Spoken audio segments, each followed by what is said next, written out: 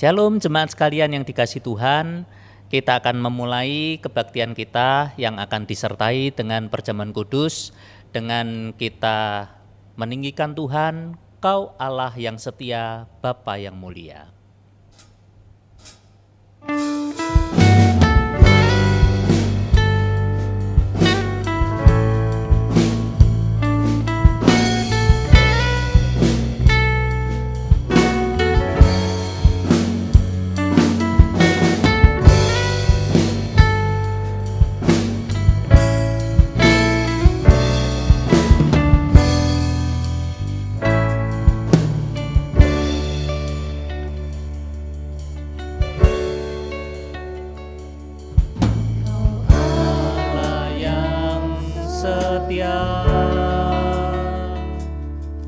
Bapa yang mulia, kasih-Mu besar Tuhan, Kau pulihkan hidupku.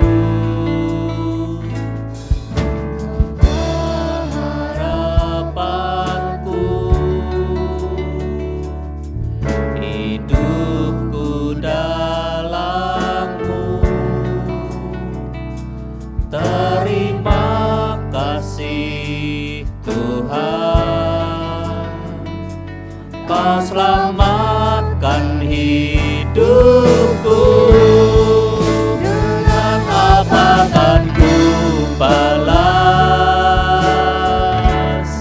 segala kebaikan-Mu? Segenap hatiku menyembah-Mu Yesus, ku bersyukur padamu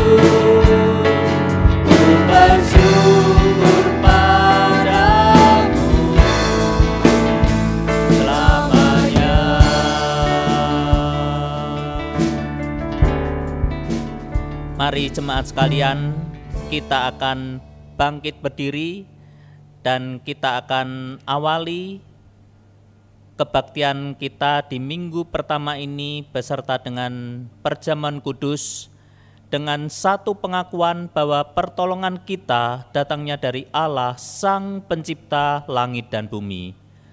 Turunlah atas kita sekalian kasih karunia dan damai sejahtera dari Allah Bapa dan dari Tuhan Yesus Kristus.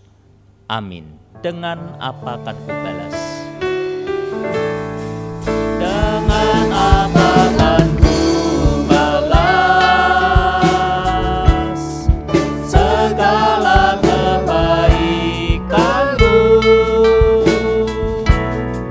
Segenap hatiku menyembahmu Yesus, ku bersyukur padamu. Dengan apa akan ku balas segala kebaikanmu? Segenap hatiku menyembahmu Yesus, ku bersyukur padamu selamanya.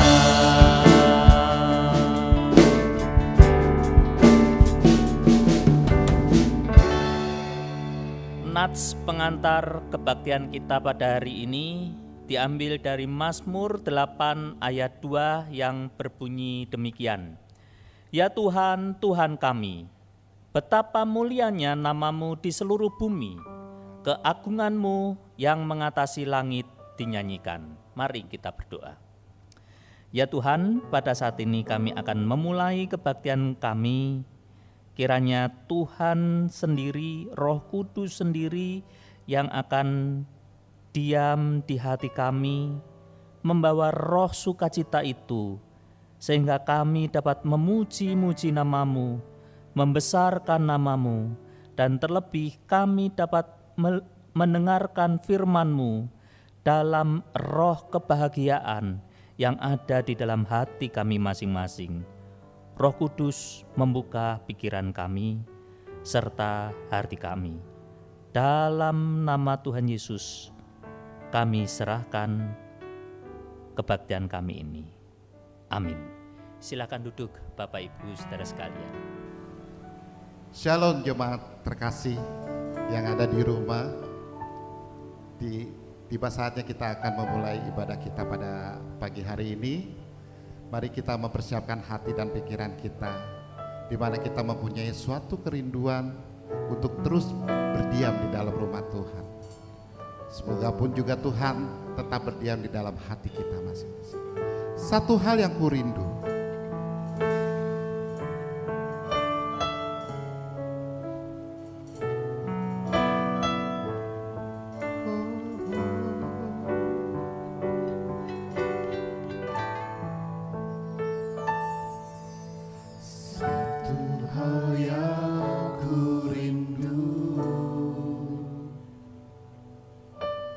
berdiam di dalam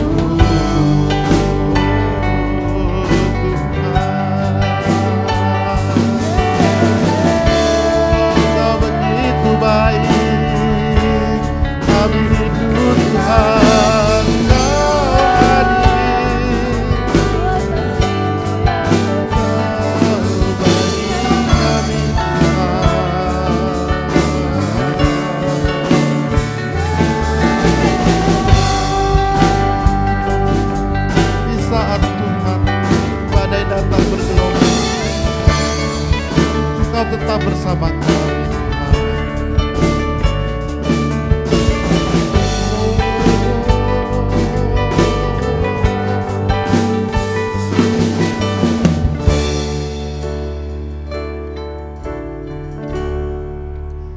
Di saat badai bergelora, ku akan terbang bersamamu, Bapa Kau Raja atas semesta. Ku tenang sebab Kau Allahku. Katakan, di saat badai bergelora, kita akan terbang bersama Tuhan. Ku akan terbang bersamamu, Bapa Kau Raja atas semesta. Ku tenang sebab Kau Allahku. Di saat badai bergelora,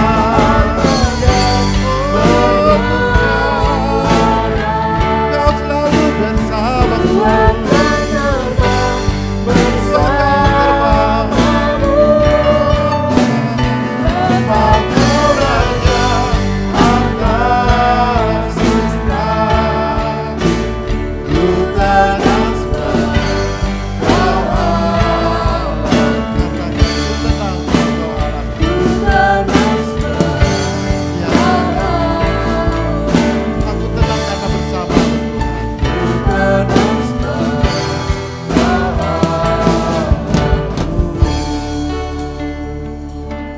Benar sekali ya Bapa. Aku tenang bersamamu di saat badai bergelora menghantam, di saat kondisi situasi tidak mengenakan buat kami Tuhan, tapi Engkau selalu ada buat kami. Tuhan, saatnya kami ingin bersuka cita, saatnya kami ingin memuji memuliakan-Mu. Segala puji syukur hanya bagi-Mu Tuhan, karena Engkau selalu ada buat kami. Terima kasih ya Bapa. Terima kasih, hanya di dalam nama-Mu kami berdoa. Amin. Mari jemaat sekalian kita bangkit berdiri. Kita akan memuji memuliakan nama Tuhan. Segala puji syukur hanya bagi Tuhan, sebab Dia yang layak itu. Mari kita bersuka cita. Haleluya.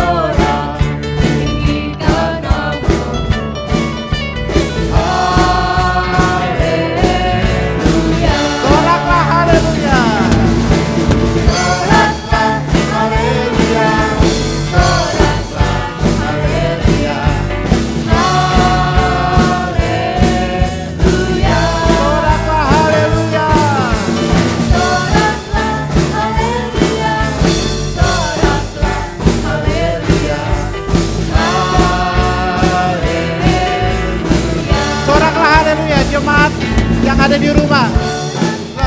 Haleluya, soraklah, haleluya, haleluya.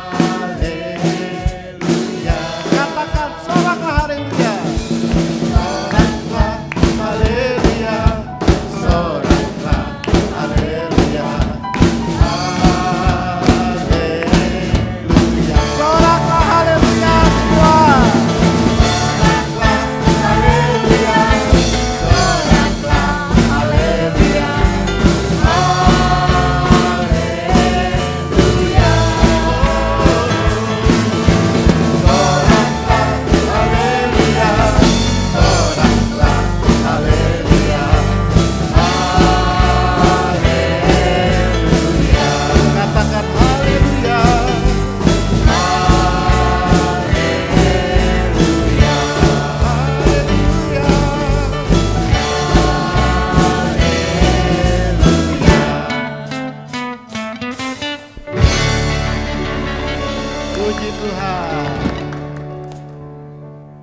Saudara, sebelum kita masuk dalam firman Tuhan, mari kita mempersiapkan hati kita.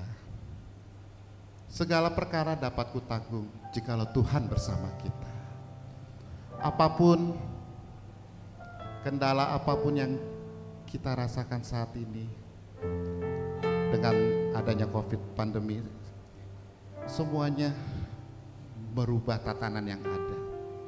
Tetapi Tuhan tidak akan pernah tinggal diam untuk menolong anak-anaknya. Bersama Tuhan yang setia, kita dapat menanggung.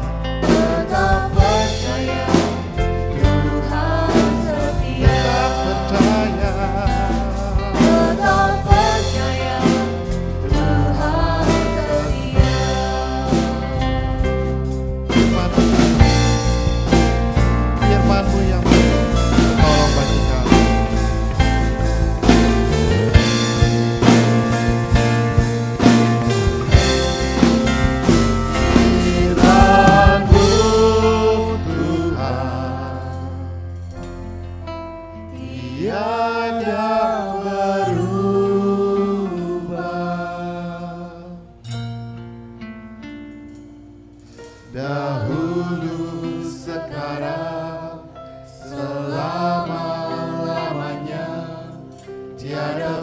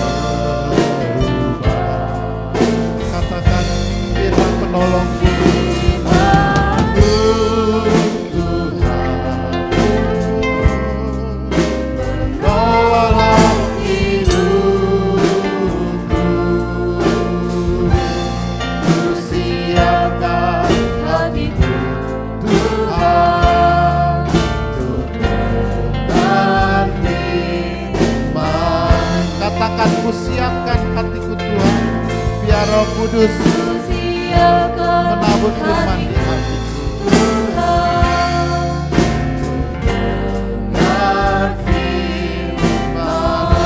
Katakan sekali lagi.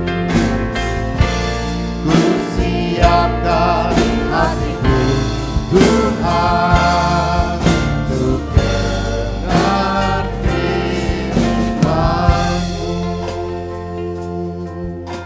Amin. Terima kasih ya Bapak. Bapak Ibu, mari kita berdoa terlebih dahulu. Mari kita berdoa. Ya Tuhan, pada saat ini kami akan merenungkan bagian dari firman-Mu. Kiranya Tuhan akan berfirman kepada kami dan kami siap untuk mendengarkannya. Dalam nama Tuhan Yesus Kristus, kami sambut firman-Mu. Amin.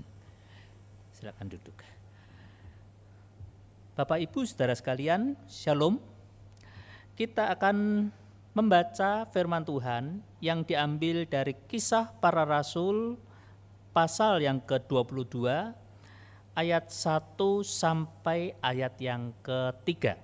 Dan sekarang ini di bulan Juni ini kita akan masuk ke bulan pendidikan. Saya akan bacakan bagi Bapak Ibu saudara sekalian Kisah Para Rasul 22 ayat 1 sampai yang ke-3. Hai saudara-saudara dan bapak-bapak, dengarkanlah apa yang hendak kukatakan kepadamu sebagai pembelaan diri. Ketika orang banyak itu mendengar ia berbicara dalam bahasa Ibrani, makin tenanglah mereka. Ia berkata, "Aku adalah orang Yahudi, lahir di Tarsus, di tanah Kilikia, tetapi dibesarkan di kota ini. Dididik dengan teliti di bawah pimpinan Gamaliel dalam hukum nenek moyang kita, sehingga aku menjadi seorang yang giat bekerja bagi Allah, sama seperti kamu semua pada waktu ini." Demikian firman Tuhan. Berbahagialah kita yang mendengarkan firman Tuhan, merenungkannya, terlebih melaksanakan firman Tuhan dalam kehidupan hari demi hari. Bapak Ibu saudara sekalian, ini adalah sebagian penggalan dari autobiografi Paulus. Paulus sendiri menjelaskan jati dirinya.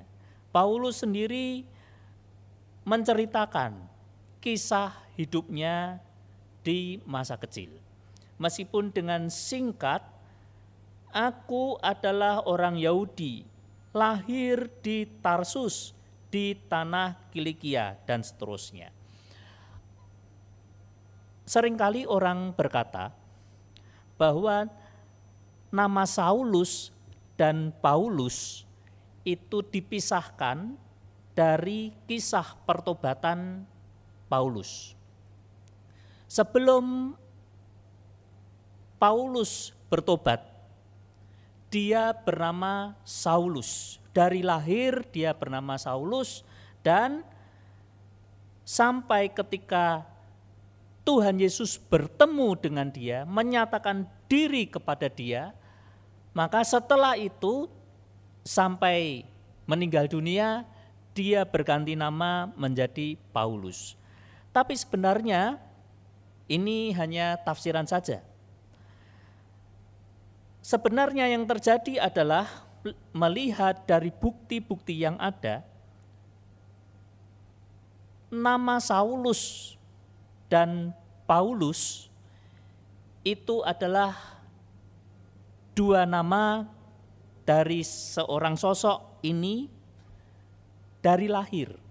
Mengapa demikian? Ya, dia dari lahir namanya ya Saulus dan Paulus.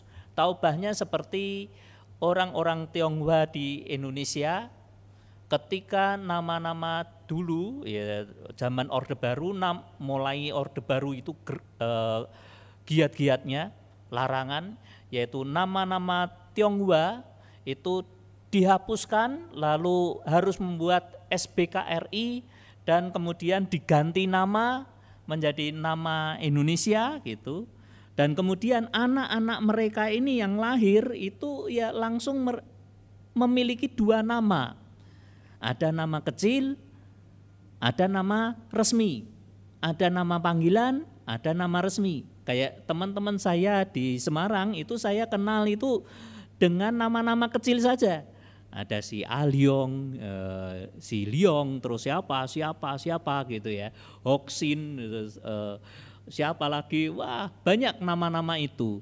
Tapi ketika sekarang ini memakai nama-nama resmi mereka, nama Indonesia, saya nggak tahu, oh itu namanya Samuel ya gitu ya, dulu itu siapa gitu. Nah, Paulus juga begitu. Mengapa? Satu, dia adalah orang Yahudi. Secara kelahiran dia adalah orang Yahudi, tetapi juga secara kelahiran dia adalah orang Romawi. Ayahnya itu sebenarnya adalah orang Yahudi yang ditangkap oleh tentara Roma karena ayahnya ini adalah pejuang kemerdekaan di daerah sekitar Galilea. Ketika terjadi peperangan yang sangat dahsyat, ya tentunya suku-suku kecil dengan tentara yang memiliki senjata yang modern, tentara Romawi digilas habis ini. Dan papanya Saulus itu ditangkap. Lalu setelah ditangkap, dia dimasukkan penjara, dijadikan budak kemudian. Nah setelah dijadikan budak, tuannya adalah tuan yang baik. Dia diberi anugerah, si budak ini. Diberi anugerah yaitu anugerah kemerdekaan. Sehingga papanya Paulus menjadi orang yang merdeka. Lalu dia menikah dengan orang Yahudi di daerah Tarsus. Dan sepasang suami istri orang Yahudi yang papanya ini adalah orang merdeka, ketika dia menjadi orang merdeka, dia menjadi warga negara Romawi. Dan kemudian punya anak. Tentunya anak ini harus diberi nama Romawi. Nama Romawi dia adalah Paulus. Karena dia adalah orang Yahudi, ya dia punya nama Yahudi. Nama Yahudinya adalah Saul. Saul atau diyunanikan menjadi Saulus. Jadi sejak lahir dia adalah orang yang bernama Saulus sekaligus Paulus. Dia lahir di Tarsus sebagai orang merdeka, sebagai orang Yahudi sekaligus orang warga negara Romawi. Dia lahir di keluarga Yahudi ini yang saleh. Nah, kita akan masuk kepada tema kita yang sebenarnya yaitu pentingnya pendidikan. Anak kecil ini yang bernama Saul atau Paul, dia dididik dengan sangat baik. Orang tuanya, ayah dan ibu,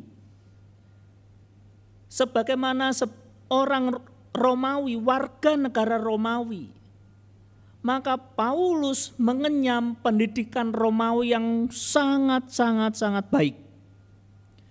Dia disekolahkan di sekolah yang sangat baik, sekolah yang ternama, sekolah kaum Stoa, di mana di sekolah itu, di gimnasium itu, Paulus diajarkan tentang teori-teori filsafat, teori-teori retorika, yang mana perkembangan ini dapat kita baca kalau kita memang benar-benar meneliti bahasa sampai bahasa Yunaninya, surat-surat Paulus. Bahasa surat Paulus itu begitu hebat. Orang yang menulis tentunya sekelas Sokrates misalnya, ahli filsafat yang demikian hebat, sekelas Plato, Paulus, orang yang begitu hebat. Tapi meskipun orang yang begitu hebat ini, yang dididik secara akal yang demikian hebat, di sekolah yang ternama, sekolah kaum Stoa, filsafat yang canggih pada waktu itu, sekolah yang ternama, ranking 1 dalam dunia Yunani pada saat itu. Tapi dia tetap ada dalam koridor-koridor batas-batas keagamaan, moral-moral keagamaan yang demikian hebat. Mengapa? Karena di rumah tangga mereka mementingkan akan pendidikan. Mereka mementingkan akan membaca kitab suci, perjanjian lama.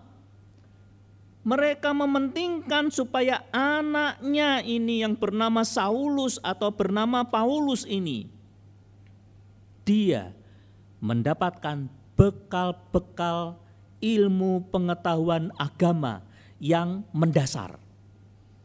Jadi dua pendidikan sekaligus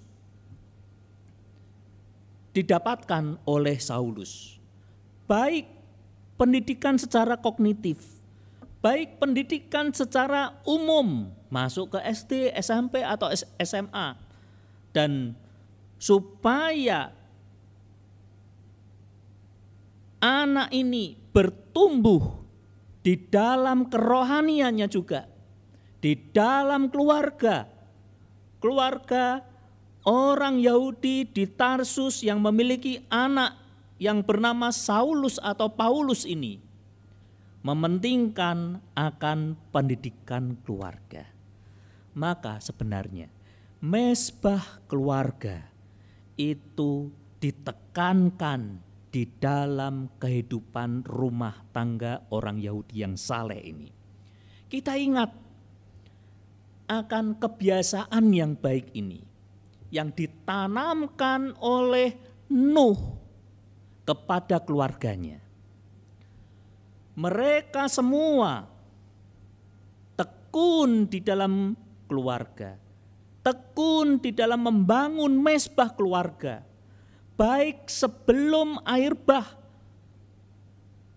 Meskipun orang-orang di sekitar tidak mau mementingkan pendidikan mezbah keluarga di dalam keluarga mereka, tapi Nuh dan anak-anak serta istrinya itu sangat mementingkan akan mezbah keluarga.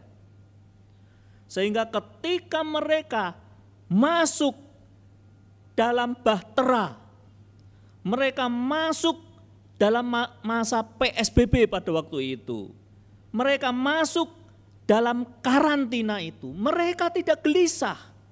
Mengapa? Karena mereka selalu hidup di dalam mezbah keluarga ini. Mereka di dalam karantina itu mereka tetap membangun mezbah keluarga. Dan itu bisa dibuktikan ketika Tuhan Allah berkata kepada Nuh, Nuh, sekarang kamu dan anak-anakmu, istrimu juga, binatang-binatang yang bersamamu di dalam mezbah itu, silahkan kalian keluar.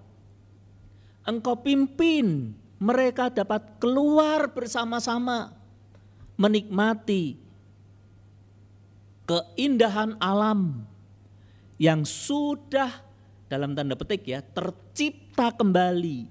Recreation itu ada dan ada di hadapanmu, kalian nikmati, silahkan keluar. Nuh memimpin keluarganya bersama-sama dengan binatang-binatang itu keluar menikmati recreation itu. Dan apa yang diperbuat oleh Nuh? Yang diperbuat oleh Nuh adalah dia dan istrinya dan anak-anaknya itu membangun mezbah keluarga. Demikian juga suami istri yang memiliki anak yang bernama Saulus ini. Dia membangun mezbah keluarga itu. Meskipun Paulus kecil, Saulus kecil, dia sekolah di sekolah sekuler yang maaf, kalau olahraga gimnasium Yunani pada saat itu kita kalau membaca kisah-kisah Yunani kuno itu kalau olahraga itu telanjang bulat. Sebagai orang Yahudi tidak boleh telanjang bulat. Ya mungkin khusus untuk orang ini cuman pakai celana pendek, enggak, lari gitu ya, enggak apa-apa gitu. Tapi yang pasti dalam tengah-tengah sekularitas pada waktu itu, orang tua ini mau menjaga keseimbangan pendidikan anak-anaknya. Mereka membangun mezbah keluarga. Karena mezbah keluarga ini sangat penting di dalam kehidupan keluarga. Maka apa yang terjadi? Yang terjadi adalah pada waktu itu Paulus berkata, "Aku adalah orang Yahudi, lahir di Tarsus, di tanah Kilikia, tetapi dibesarkan di kota ini." Maksudnya dibesarkan di kota ini itu adalah mendapatkan pendidikan lanjut di kota ini, dididik dengan teliti di bawah pimpinan Gamaliel dalam hukum nenek moyang kita, sehingga aku menjadi seorang yang giat bekerja bagi Allah, sama seperti kamu semua pada waktu ini. Jadi Paulus menjadi orang yang mau melayani Tuhan, mau melayani bekerja bagi Allah tanpa pamrih. Itu semua karena apa? Karena didikan, karena mezbah keluarga. Jadi kalau kita semua ingin, apalagi di masa-masa PSBB ini, kita malah justru mendapatkan sebagai orang-orang tua mendapatkan waktu yang lebih buat anak-anak. Maka yang terpenting adalah mezbah keluarga itu sangat penting dalam pendidikan kerohanian anak-anak kita. Dengan kita membangun mezbah keluarga, maka ada dua hal yang kita capai sekaligus. Yang pertama adalah kerohanian anak-anak kita bertumbuh dan tidak terkontaminasi. Meskipun setelah itu Paulus itu salah pergaulan, masuk kepada kelompok yang radikal, lalu menganiaya pengikut-pengikut Tuhan, itu adalah salah pergaulan setelah itu. Tapi ketika Tuhan mempertobatkan dia, masa kecil itu sangat berpengaruh. Yaitu satu, iman kerohanian itu terjaga dengan baik dan anak-anak kita bertumbuh di dalam Tuhan. Itu yang pertama. Lalu yang kedua, saya pernah ceritakan, yaitu ada seorang jenius penemu bom atom, yaitu Albert Einstein. Dia menulis satu kisah autobiografinya, yaitu judulnya Mengenang. Buku kecil, tipis, tapi sangat bagus. Dia berkata begini, langsung aja to the point, yaitu kalau kalian ingin anak-anak Anda dapat satu, cerdas secara pikiran, dan buktinya dia, tokoh yang sangat jenius. Dan yang kedua, kerohaniannya juga cerdas. Selain IQ, EQ, terus keagamaan spiritual, Q-nya lupa saya, yaitu cerdas secara keagamaan. Maka ceritakanlah, sekali lagi ceritakanlah. Maksudnya apa? Maksudnya kemudian dia mengenang masa kecilnya. Ketika neneknya dan ibunya, seperti kisah Timotius saja ya, ketika neneknya dan ibunya menceritakan cerita-cerita firman Tuhan, ketika keluarganya itu membawa dia dalam mezbah keluarga, membaca firman Tuhan bersama, maka aku bertumbuh sampai saat ini dalam kecerdasan yang prima, dalam IQ yang prima, dalam EQ yang prima, dan dalam SQ yang prima. Itu saya mengenang karena orang-orang tua saya membangun mezbah keluarga di dalam kehidupan saya. Maka firman Tuhan hanya satu aja sebenarnya. Bangunlah mezbah keluarga. Keluarga itu tidak terbatas, harus ada suami, istri, dan anak-anak. Tidak. Kalau kita masih single, tetap bangunlah mezbah keluarga. Memang keluarganya cuma masih single, satu orang. Sudah dewasa, hidup sendiri di kota Jakarta misalnya. Bangunlah mezbah keluarga itu. Memang keluarganya masih anggotanya cuma satu. Kalau cuma dua, suami dan istri, bangunlah mezbah keluarga itu, saling menguatkan, saling bergandengan tangan. Mezbah keluarga sangat penting dalam pendidikan diri kita maupun bagi orang yang lain dan terutama bagi anak-anak kita. Kesaksian dari Paulus, kesaksian dari Albert Einstein tadi, tokoh modern. Karena mereka itu dilatih, dididik dalam mezbah keluarga. Amin. Mari kita berdoa. Ya Tuhan, pada saat ini kami mengucapkan syukur atas firman-Mu yang mengingatkan kepada kami dalam bulan pendidikan ini. Biarlah kami dapat membangun mezbah keluarga di dalam keluarga kami. Biarlah kami menyisihkan waktu yang terbaik bagi keluarga kami untuk kami mendidik anak-anak kami, mendidik keluarga kami, mendidik diri kami sendiri untuk kami dapat membaca firman-Mu hari demi hari. Biarlah melalui ini ya Tuhan, kami dapat terjaga di dalam iman kerohanian kami. Dalam nama Tuhan Yesus Kristus, kami berjanji mau membangun mezbah keluarga di keluarga kami masing-masing. Amin. Jemaat yang dikasih Tuhan, kita akan mengadakan perjamuan kudus.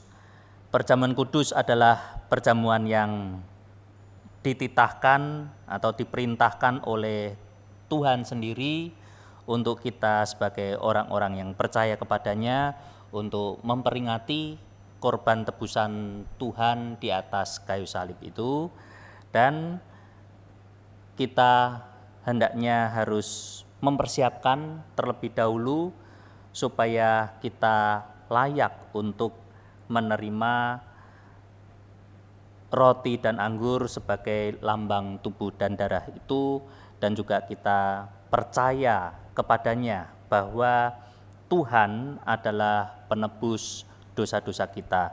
Dan seperti halnya firman Tuhan dari 1 Korintus 11 ayat 27, jadi barang siapa dengan cara yang tidak layak makan roti dan minum cawan Tuhan, ia berdosa terhadap tubuh dan darah Tuhan. Karena itu hendaklah tiap-tiap orang menguji dirinya sendiri, dan baru sesudah itu ia makan roti dan minum dari cawan itu. Jadi perjamuan kudus ini diberikan kepada orang-orang yang telah dibaptis, telah mengaku percaya bahwa Tuhan Yesus adalah juru selamat pribadinya, dan juga anak-anak jangan ikut makan bersama-sama dengan orang tua yang telah dibaptis. Biarlah orang tua dapat mengajarkan kepada mereka bahwa nanti ketika kalian telah dibaptis, mengikrarkan diri, mengikut Tuhan Yesus, dibaptis, dan kemudian barulah kalian bisa menerima roti dan anggur ini sebagai lambang tubuh dan darah Tuhan. Mari kita akan persiapkan hati kita untuk kita menerima roti dan anggur ini. Kita akan menyanyikan satu lagu.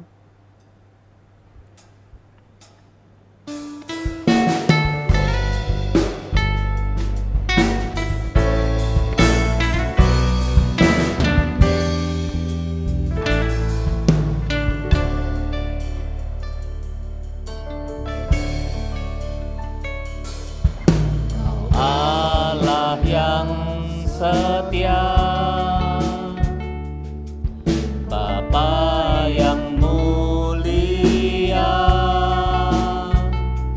kasih-Mu besar Tuhan, Kau pulihkan hidupku, Kaulah harapanku.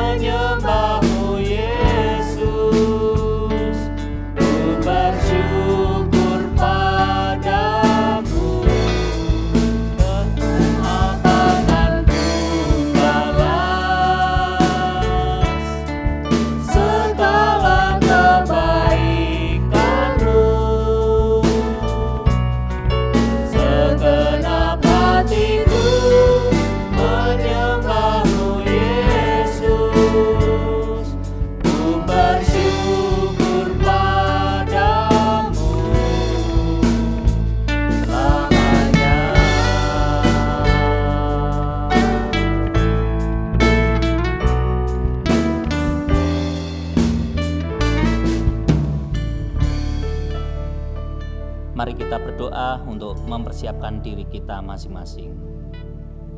Ya Tuhan, seperti halnya pujian kami tadi ya Tuhan, kasih-Mu begitu besar kepada kami ya Tuhan, sampai Engkau rela mati di atas kayu salib untuk menebus dosa-dosa kami. Dengan itu ya Tuhan, kami dapat melihat kasih Tuhan begitu nyata dan begitu besar kepada kami.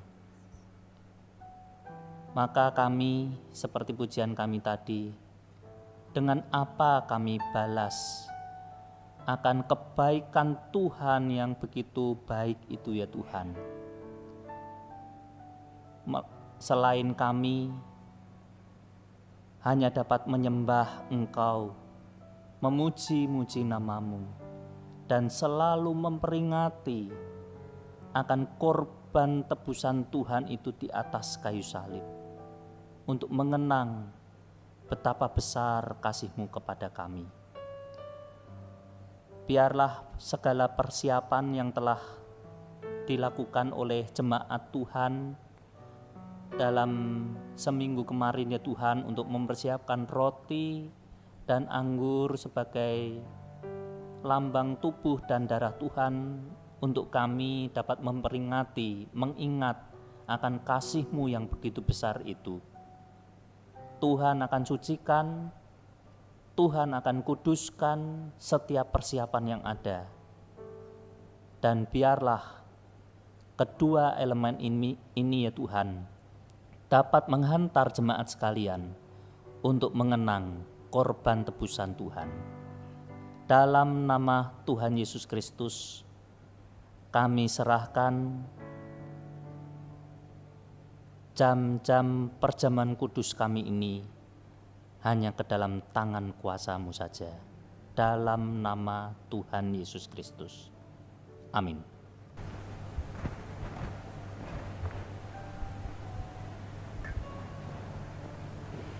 Jemaat Tuhan, pada malam sebelum ia diserahkan, ia mengambil roti, mengucap syukur atasnya, memecah-mecahkannya, dan berkata, "Inilah tubuhku yang diserahkan bagi kamu. Perbuatlah ini menjadi peringatan akan aku." Demikian juga setelah makan, Tuhan Yesus mengambil cawan, mengucap syukur atasnya, dan berkata, "Cawan ini adalah perjanjian baru yang dimeteraikan oleh darahku. Minumlah, perbuatlah ini menjadi peringatan akan aku."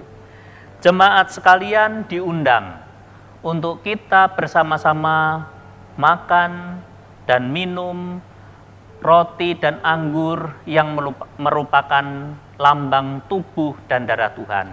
Dengan demikian, kita selalu mengenang, selalu memahami bahwa Kristus telah mati bagi kita, dan itu adalah anugerah yang sangat besar bagi kita semua. Amin.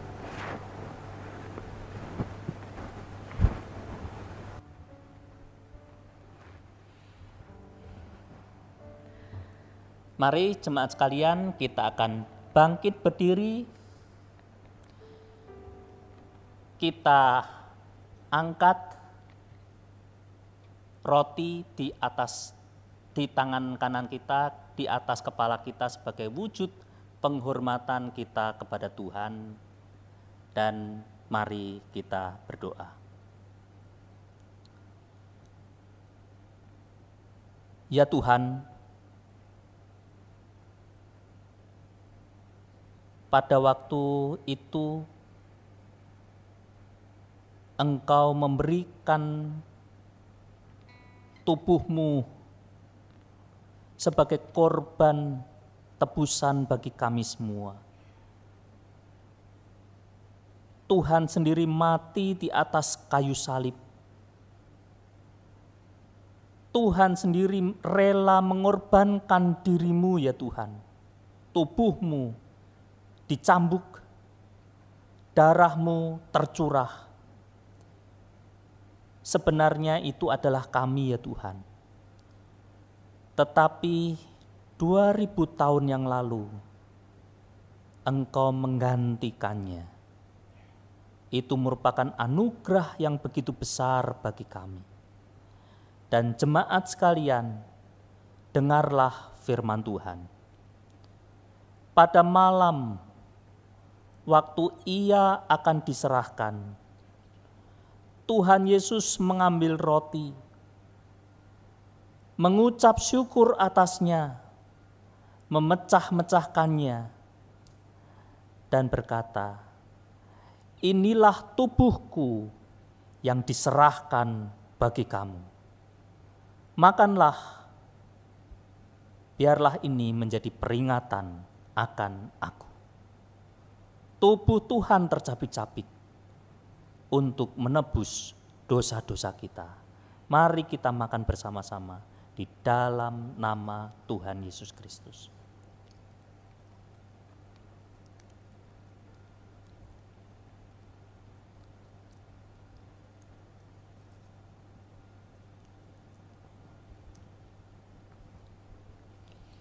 Dan kita angkat cawan di tangan kanan kita. dan dengarlah firman Tuhan. Demikian juga setelah makan, ia mengambil cawan, mengucap syukur atasnya, dan berkata, "Cawan ini adalah perjanjian baru yang dimeteraikan oleh darahku. Minumlah menjadi peringatan akan aku. Demikian juga darah Tuhan tercurah, dan darah itulah yang menyucikan dosa-dosa kita, meskipun merah seperti kirmisi, menjadi putih seperti salju."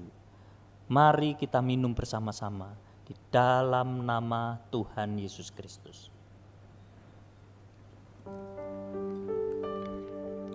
Haleluya, haleluya, haleluya, haleluya, haleluya, haleluya, haleluya, haleluya.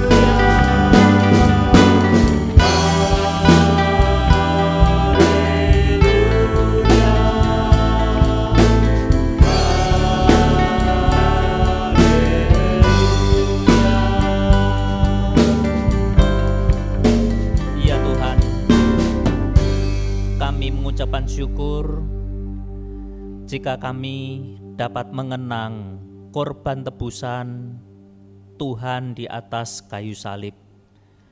Dengan kami makan roti dan anggur ini, maka kami juga dipersekutukan bersama dengan jemaat-jemaat yang lain, dan bahkan kami dipersekutukan dengan orang-orang Kristen di seluruh dunia ini ya Tuhan, yang sekarang ini masih dilanda wabah. Kiranya Tuhan akan satukan kami melalui persekutuan kami di dalam tubuh dan darah Tuhan. Kami dapat memiliki kekuatan untuk melawan itu semua. Terima kasih ya Tuhan. Beri kekuatan kepada kami, karena kami tahu bilur-bilur Tuhan yang dapat menyembuhkan kami ketika kami sakit. Bilur-bilur Tuhan yang dapat menguatkan imunitas tubuh kami dalam menghadapi setiap virus yang ada. Dalam nama Tuhan Yesus Kristus. Haleluya. Amin. Jemaat sekalian, bersama dengan gereja dimanapun gereja berada dan di sepanjang abad, kita akan mengucapkan pengakuan iman rasuli. Aku percaya kepada Allah, Bapa yang Maha Kuasa, Khalik langit dan bumi, dan kepada Yesus Kristus, anaknya yang tunggal Tuhan kita, yang dikandung dari Roh Kudus, lahir dari anak darah Maria, yang menderita sengsara di bawah pemerintahan Pontius Pilatus, disalibkan, mati dan kuburkan, turun ke dalam kerajaan maut. Pada hari yang ketiga, bangkit pula dari antara orang mati, naik ke surga, duduk di sebelah kanan Allah, Bapa yang Maha Kuasa, dan dari sana ia akan datang untuk menghakimi orang yang hidup dan yang mati. Aku percaya kepada Roh Kudus, gereja yang kudus dan am, persekutuan orang kudus, pengampunan dosa, kebangkitan orang mati, dan hidup yang kekal. Amin. Silakan duduk. Jemaat sekalian, tibalah saatnya kita memberikan persembahan persepuluhan kita dan juga persembahan ucapan syukur kita kepada Tuhan. Dan dengarlah firman Tuhan, bawalah seluruh persembahan persepuluhan itu ke dalam rumah perbendaharaan, supaya ada persediaan makanan di rumahku, dan ujilah aku firman Tuhan semesta alam. Apakah aku tidak membukakan bagimu tingkap-tingkap langit dan mencurahkan berkat kepadamu sampai berkelimpahan? Mari kita berdoa. Ya Tuhan, pada saat ini kami mengucapkan syukur jika Tuhan telah memberkati kami lewat pekerjaan atau lewat apapun ya Tuhan, sehingga kami dapat hidup di dalam anugerah dari Tuhan. Biarlah persembahan kami ini Engkau terima dengan senang hati ya Tuhan, dan biarlah kami juga memberikan persembahan ini dengan kerelaan hati kami. Biarlah Tuhan sendiri yang akan memakai tangan-tangan majelis yang akan mengelola persembahan kami ini. Dalam nama Tuhan Yesus Kristus kami ucapan syukur atas semuanya ini. Amin. Kita akan menyanyikan lagu Sungguh Ku Bangga Bapa.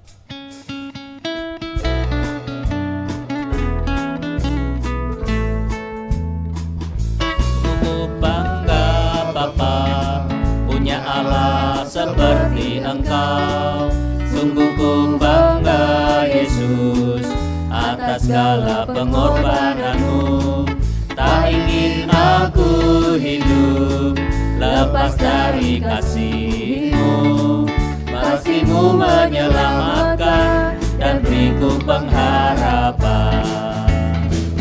Ingin ku persembahkan apa yang aku miliki.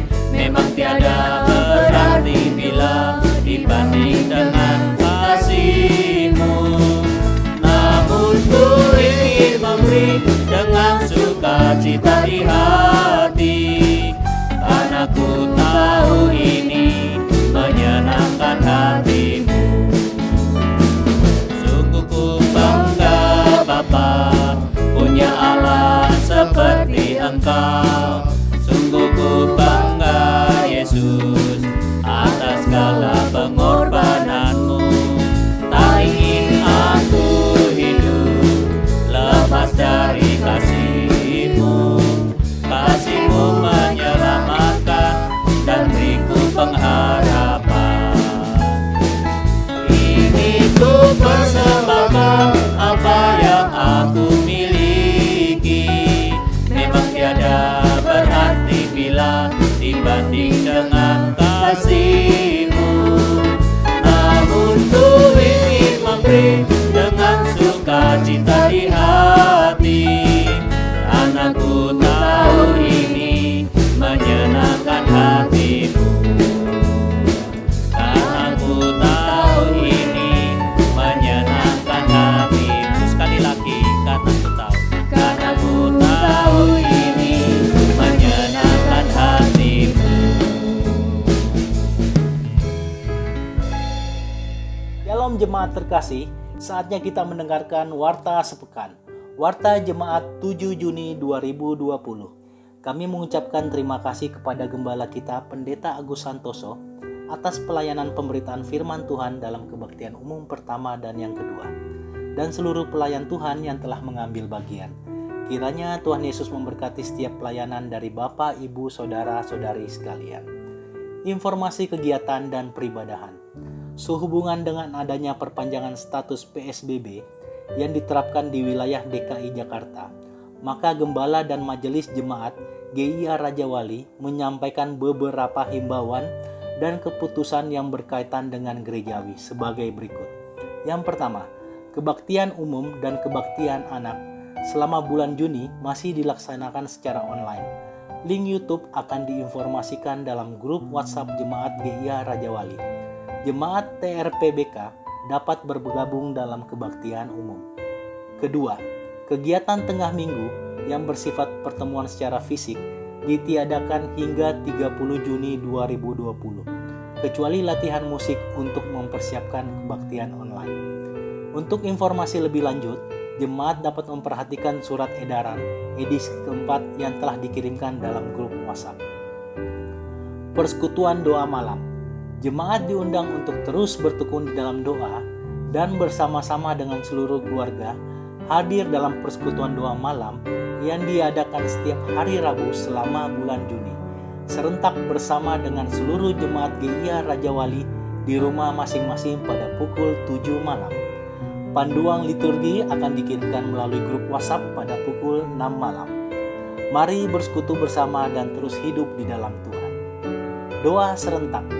Jemaat juga diundang dalam doa serentak yang diadakan di rumah masing-masing setiap hari Senin sampai dengan Sabtu pada pukul 5 pagi. Panduan akan dikirimkan dalam grup WhatsApp Jemaat GIA Raja Wali. Jemaat yang memiliki pergumulan pribadi dan ingin didukung dalam doa dapat menghubungi gembala wilayah KPK masing-masing. Bagi jemaat yang belum bergabung dalam KPK, dapat menghubungi rohaniawan yang ada.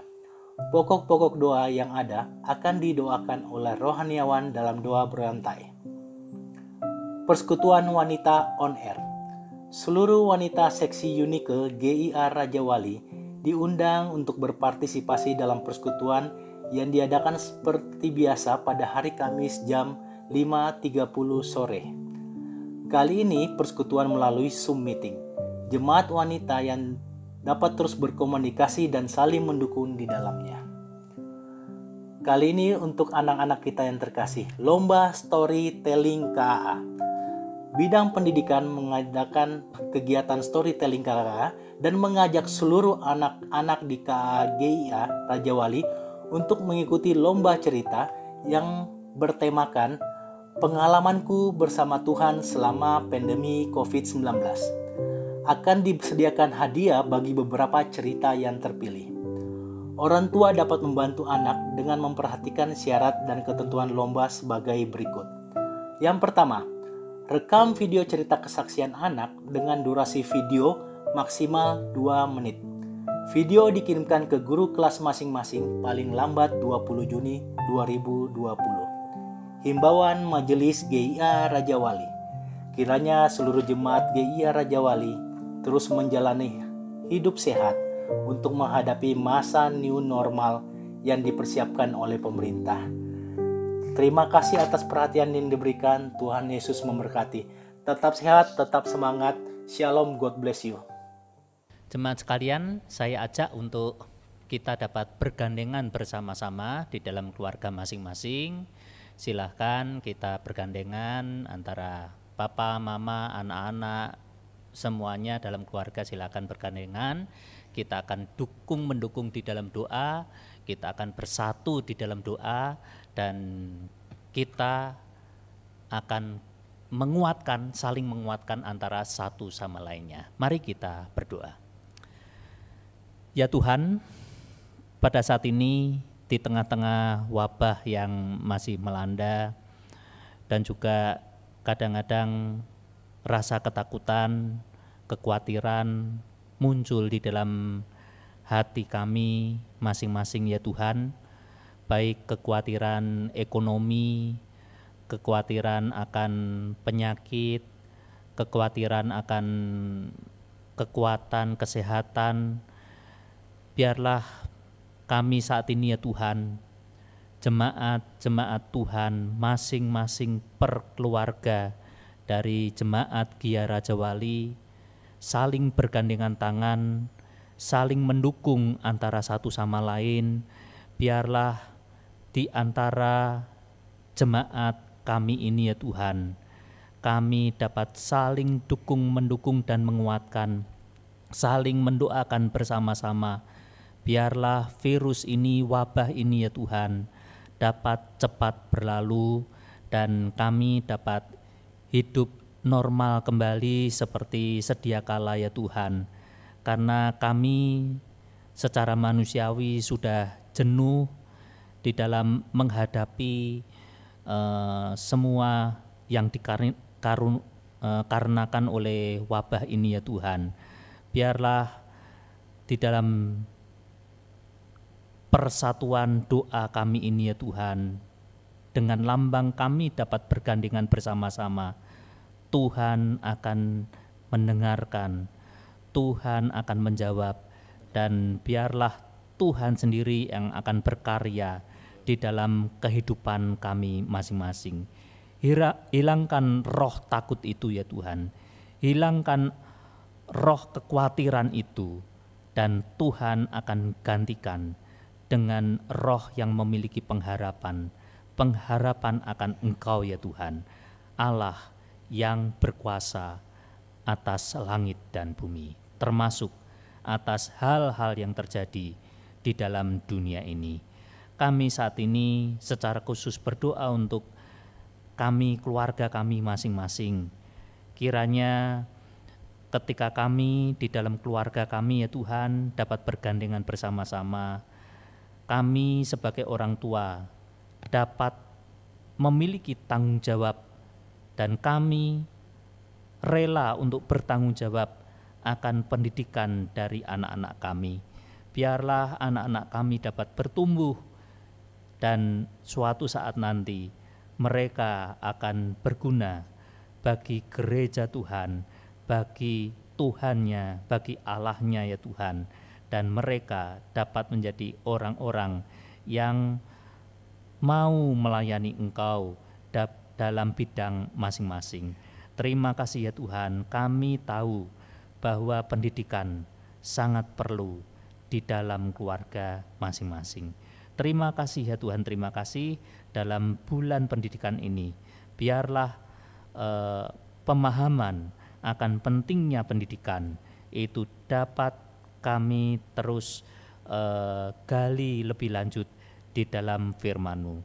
Terima kasih atas semuanya ini, dan kami akan tutup doa kami yang kurang sempurna ini dengan doa yang Engkau ajarkan kepada kami. Bapa kami yang di surga, dikuduskanlah nama-Mu, datanglah kerajaan-Mu, jadilah kehendak-Mu di bumi seperti di dalam surga. Berikanlah kami pada hari ini makanan kami yang secukupnya, dan ampunilah kami akan kesalahan kami, seperti kami juga mengampuni orang yang bersalah kepada kami. Dan janganlah membawa kami ke dalam pencobaan, tetapi lepaskanlah kami daripada yang jahat. Karena Engkaulah yang mempunyai kerajaan dan kuasa dan kemuliaan sampai selama-lamanya. Amin. Bapak Ibu sekalian, setelah kita berbuat bakti kepada Tuhan, maka terimalah berkat darinya. Tuhan memberkati engkau dan melindungi engkau. Tuhan menyinari engkau dengan wajah-Nya dan memberi engkau kasih karunia. Tuhan menghadapkan wajah-Nya kepadamu dan memberi engkau damai sejahtera dari saat ini sampai selama-lamanya. Haleluya. Amin.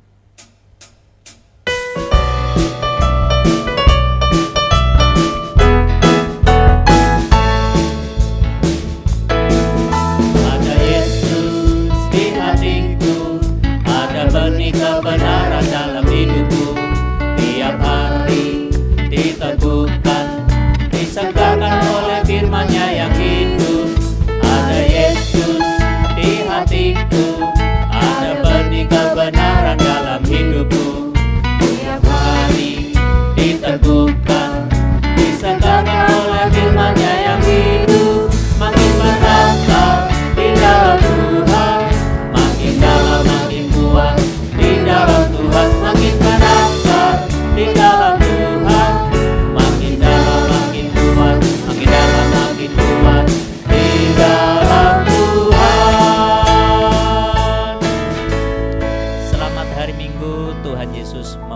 silahkan bersaat teduh sejenak.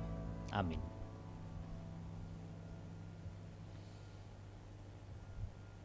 Oke.